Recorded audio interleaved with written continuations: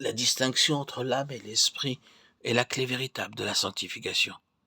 Car la sanctification ne doit pas être négative, comme l'innocence, mais positive, dans le sens qu'elle accompagne l'intelligence et la responsabilité spirituelle. L'état de fils, qui est une seule et même chose que la sanctification, est une question de responsabilité spirituelle et morale dans la maison de Dieu. Nous naissons enfants, nous sommes des fils adoptés.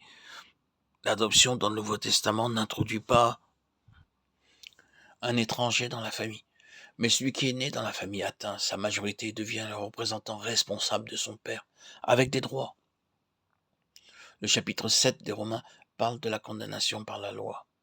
Et la grosse question est celle de la délivrance de la mort, qui est devenue une chose si réelle, si terrible et si intolérable, à cause du réveil spirituel expérimenté. Romains 6 montre que cette libération de la mort se fait par notre union avec Christ, dans sa mort et sa résurrection. Romains 8 transfère la loi de l'extérieur, où elle agissait comme une obligation imposée, à l'intérieur, où elle devient un pouvoir accordé.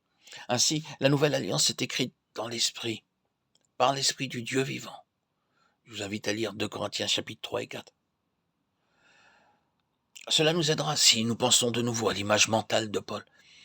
Il avait dans sa pensée des gladiateurs dans l'arène.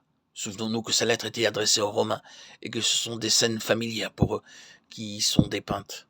Lorsque le gladiateur victorieux avait reçu du juge le signal qui signifiait par le pouce dirigé vers le sol la sentence de mort pour son adversaire, il devait traîner le corps de sa victime autour de l'arène pour recevoir les applaudissements des spectateurs. C'était une chose horrible et répugnante, et celui qui devait la faire ne pensait sans doute qu'à arriver à la sortie. Paul se représente l'un d'eux, s'écriant en lui-même « Misérable que je suis, qui me délivrera de ce corps de mort ?» Puis, découvrant une issue, il est libéré. Grâce soit rendue à Dieu. Voici l'issue. Cela est reporté dans l'expérience chrétienne, et l'issue pour le misérable étant Jésus-Christ notre Seigneur. Romains 7, 24-25. Cette délivrance a été expliquée plus pleinement par la mort, l'ensevelissement et la résurrection de notre Seigneur.